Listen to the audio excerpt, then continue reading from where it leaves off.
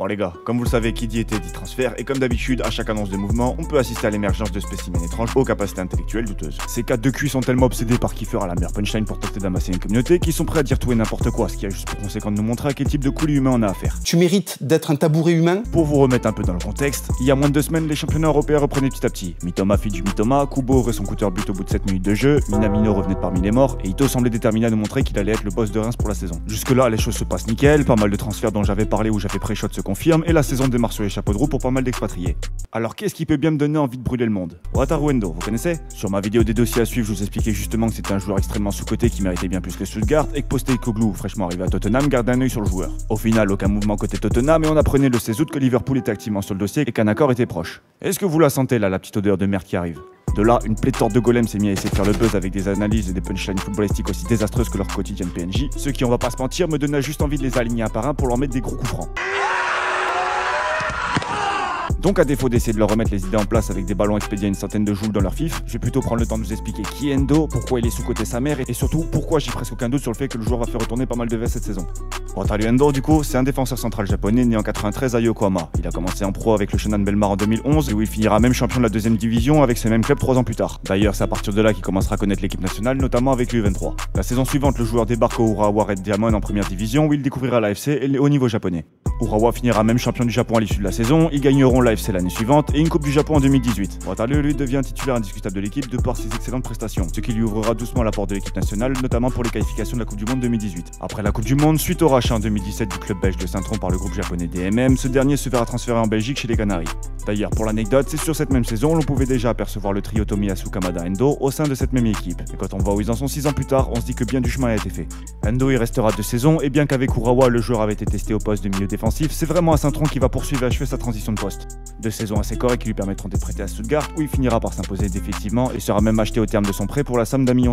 À partir de là, le joueur ne va cesser de prendre de l'ampleur et il s'imposera même également en équipe nationale. Avec Stuttgart, c'est 133 matchs, 15 buts, 12 passes décisives, et malgré ses 1m78, le joueur se montre comme un monstre de duel. Défensivement, c'est très solide, et même sur le plan offensif, le joueur peut apporter énormément de par sa vision de jeu et sa capacité à percuter et accélérer le rythme. C'est d'ailleurs sûrement ce qui lui vaudra d'être comparé avec le style Makelele. C'est alors qu'il est capitaine pendant la saison 2021-2022 que le joueur prendra ses responsabilités, notamment en sauvant Stuttgart de la relégation lors de la dernière journée. Florian Muller's up for it. Marmoush to take it on. Oh, he's there! It's Sasha Kalajic!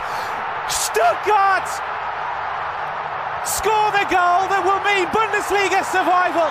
La saison d'après continue sur la même lancée, le joueur se montre comme un véritable élément clé de Stuttgart et c'est certainement pas ses performances en Coupe du Monde qui diront le contraire. Malgré de très bonnes prestations avec son club ou en Coupe du Monde, le joueur restera sous-coté et très peu convoité. La saison suivante sera sa plus prolifique dans le jeu. 33 matchs, 5 buts, 5 passes D, c'est surtout quand on regarde ses graphiques de performance qu'on voit que le joueur est de plus en plus décisif et efficace à son poste.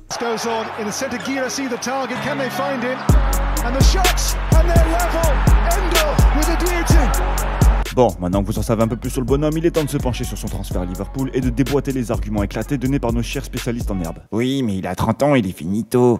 Un des arguments les plus récurrents et qui me donne littéralement envie de vous péter les genoux. Vraiment, je crois que beaucoup ont eu le cerveau cramé par les FIFA et consorts. Je vais te faire ça, ton cerveau il va sortir de ta tête. Donc on va déjà rétablir un truc, ça me semble pourtant essentiel, mais beaucoup oublient que des Messi, des Neymar, des Mbappé qui arrivent sur le toit du monde super jeunes, ça n'arrive que très rarement. La plupart des joueurs adulés comme les Salah, Lewandowski, Mané ou Benzema étaient au sommet de leur carrière peu avant la trentaine, voire après pour certains. Soit en fait pile poil quand ils étaient dans ce qu'on appelle la fleur de l'âge, c'est-à-dire le moment où le corps est au summum de ses capacités physiques et de sa production chimique. À cela on ajoute toute l'expérience acquérie et ça donne sans surprise des joueurs à leur top niveau car justement l'expérience se met au service de leur forme. Pour revenir sur Makelele, rappelez-vous que c'est à 30 ans qu'il s'engage avec Chelsea, il y passera 5 ans et c'est justement pendant cette période que le joueur deviendra une icône à son poste. J'avoue que j'aurais bien aimé voir les mêmes gogols venir te dire à l'époque que Makelele était trop vieux pour Chelsea et qu'il était fini, pour les voir quelques années après venir taper des gigaturlutes en t'expliquant que c'est le meilleur milieu défensif du monde. Le but là n'est pas de dire qu'Endo va devenir un top joueur à son poste, mais il faut bien comprendre que c'est justement peut-être maintenant qu'on va voir ses meilleures années. À cela on ajoute la rigueur et le grand professionnalisme en général des joueurs japonais et ça nous donne certaines clés pour comprendre leur potentielle longévité. Oui, mais il va finir comme Minamino, il jouera pas.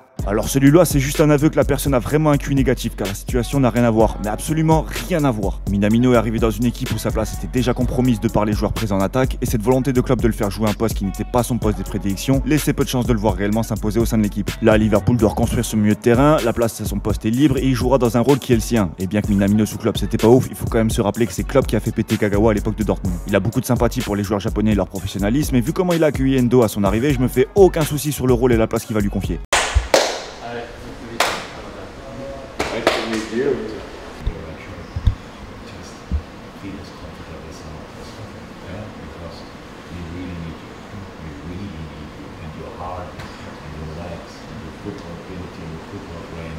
Oui, mais ton joueur là, personne le connaît. Bah écoute, si t'arrives pas à t'intéresser à d'autres clubs ou joueurs dont ceux dont on parle déjà constamment tout au long de l'année comme les énormes PNJ que vous êtes, je ne peux plus rien faire pour toi et tu peux juste aller te perdre en mer en espérant que ta vision catastrophique du foot sombre avec toi au fond de l'eau. Oh putain, ça fait du bien. Bon, je pense qu'avec tout ça, vous avez les clés pour vous faire votre avis. Évidemment, vous pouvez ne pas aimer un joueur ou penser qu'il va pas réussir, mais le minimum est d'argumenter votre pensée, car là, vous passez juste pour des bouffons. J'espère en tout cas que vous êtes arrivé à passer au-delà des punchlines et du ton incisif pour comprendre le message que je voulais faire passer. Si c'est le cas, félicitations, vous avez un QI normalement constitué, et je peux que vous suggérer de vous abonner et pas manquer les prochaines vidéos. Si le format vous a plu, laissez un pouce bleu, ça me permet de jauger si vous appréciez le contenu. Pensez-vous que Endo réussira à Liverpool ou non? Donnez-moi vos avis en commentaire. Comme d'habitude, les liens vers mes réseaux sont en description. On a maintenant aussi le Discord de la Taverne GK, donc si ça vous intéresse, n'hésitez pas à nous rejoindre. Et sur ce, je vous dis à la prochaine. C'était Ganchka, sayonara.